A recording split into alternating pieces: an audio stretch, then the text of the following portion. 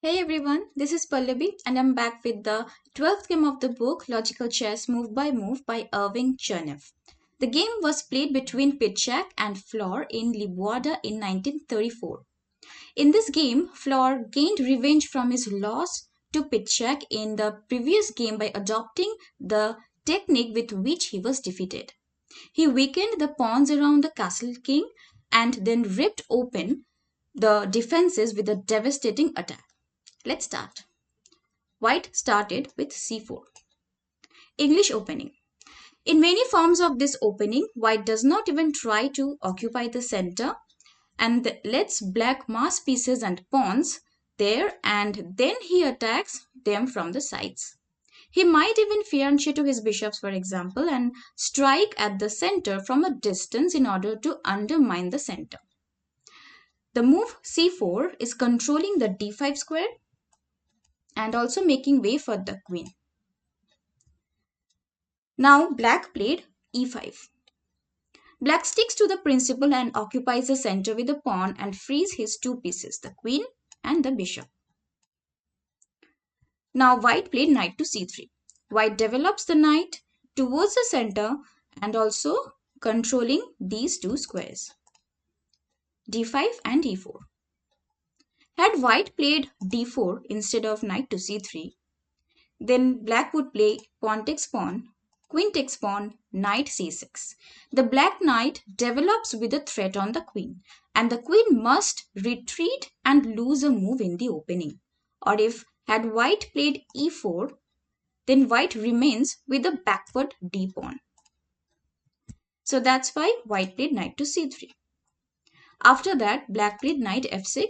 This move not only develops the knight towards the center and controls e4 and d5 square, but also supports the d7 pawn push to d5, which black wants to make in next few moves. So now white played g3, making room for the f1 bishop to g2 and fianchetto. Now black played d5, a good move. Black frees his game by opening up new paths for the queenside pieces. Simultaneously, he is attacking the c4 pawn. Now white played c takes d5. White is happy to exchange a flank pawn with a center pawn. At the same time, his c-file, the c-file is now clear of pawns, offers good prospects for his queen's rook when he gets to c1. So after this, black played knight takes d5. Otherwise, black loses a pawn. Now white played bishop to g2, develops a piece with gain of a tempo and attack on the d5 knight, also getting control of the long diagonal. After that, black played knight to b6. The advantage of this move is that black is now able to retain control of the d4 square and so preventing white from opening up the center by advancing d4. So black is now controlling this d4 square. After this, white played knight to f3. Again, one of the white's pieces develops with a threat, threatening to capture on e5. Now black played knight to c6, develops on a suitable post and supports the e5 pawn.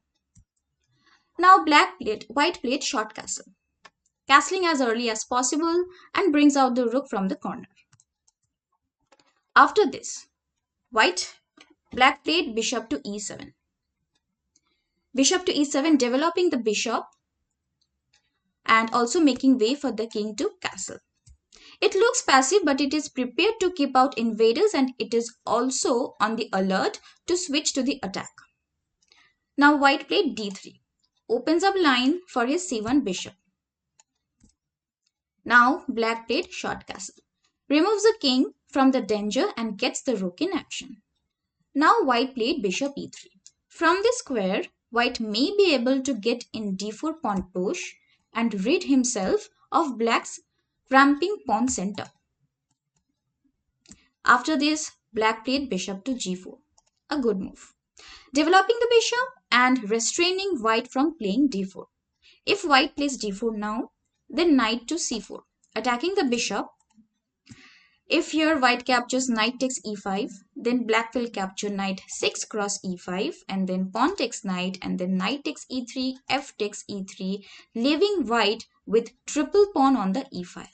And these are very weak pawns as they don't have support, as they don't support each other and they get in each other's path to move freely. So avoid this kind of pawns, isolated pawns, backward pawns, or doubled or tripled pawns. So also here had white played, actually white's best line is probably knight a4 instead of bishop to e3 to swing the knight to c5, which white must control in English opening. Otherwise, he might continue developing by rook c1, followed by knight a4, and then consider the knight maneuver. So after bishop e3,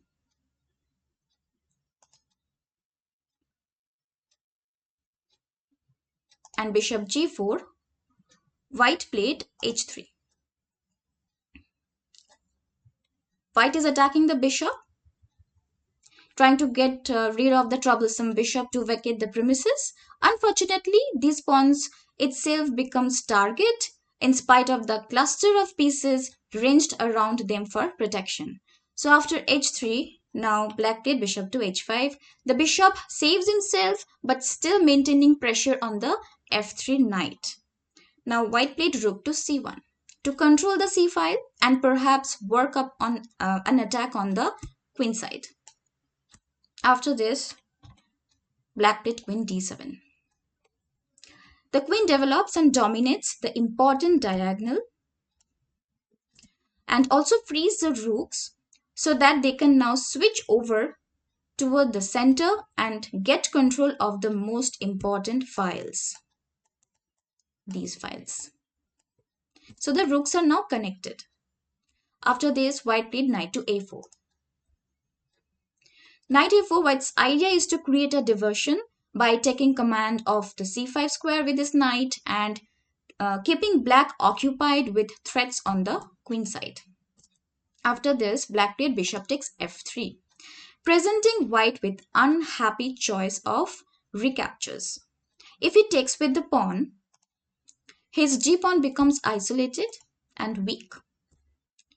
And if he takes with the bishop, he loses a pawn immediately. Now white took with the bishop.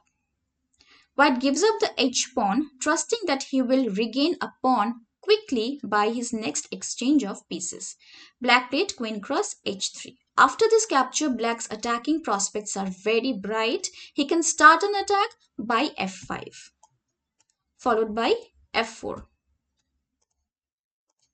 To destroy white's g-pawn, the defensive structure, or f5, and then rook f6, and then swinging the rook over to g6 or h6, and with attack.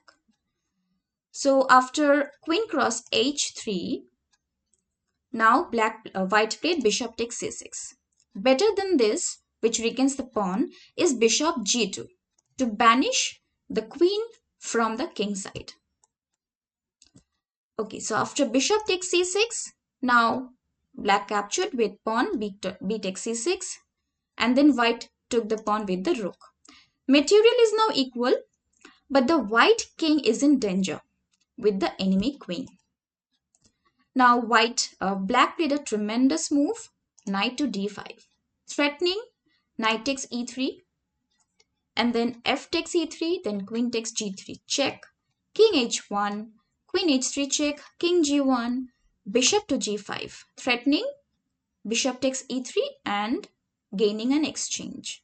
If rook comes to f3, then bishop takes e3 check, rook takes e3, queen takes e3, and black gains an exchange. Also, white has another threat, which is knight to f6 and then knight to g4 followed by queen h2 checkmate. So that is the idea of knight d5, posting it on the center. So after knight d5, now white played queen e1, a necessary move to save the g-pawn. Instead of queen e1, had white played bishop to c5, then bishop takes c5, knight takes c5, knight f6, threatening knight g4 and queen h2 checkmate. white has to lose an exchange by capturing the knight with the rook, and then pawn captures the rook.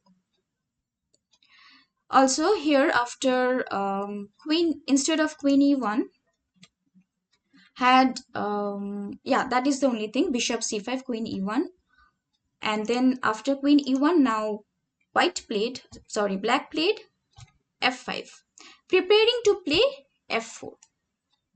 Not at once knight f6, because if he plays knight f6, then white can play f3, which keeps the knight out.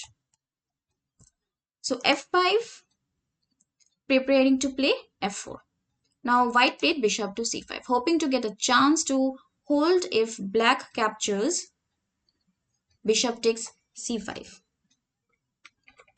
Then knight f6, knight takes c5, knight f6, and f3. So here, after f5 and bishop c5, black played f4, another good move. Not only to strike at the g-pawn, but also to clear a path for the rook's passage. Rook to f5 and then h5, which would help black's queen. Now white played bishop takes e7. Had white played g4, then to keep the rook out, then black has several easy wins, such as f3, pawn takes f3, and then knight g4, threatening to checkmate by queen g2.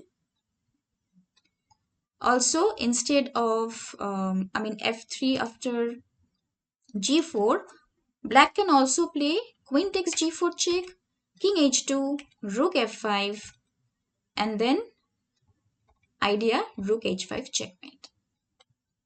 So after bishop e7, black played f cross g3, threatening to play queen h2 checkmate. Now after this, white played f takes g3, the only reply, and then black played knight e3, and white resigned, as black is now threatening to checkmate by queen g2. And if white plays rook f2, then queen cross g3 check, king h1, rook cross f2, queen g1, queen h3 check, queen h2, and queen cross h2 checkmate. And instead of queen g1, white has no reply, because black is threatening to checkmate from either queen h2 or rook h2. So from this game, we learned more golden rules, more principles, such as occupy the center with pawns, develop your pieces towards the center, do not develop your queen early in the opening castle as early as possible. Whenever possible, develop with a threat, exchange flank pawns with opponent's center pawns. Develop your queen but close to home to avoid her being harassed by enemy pieces or minor pieces.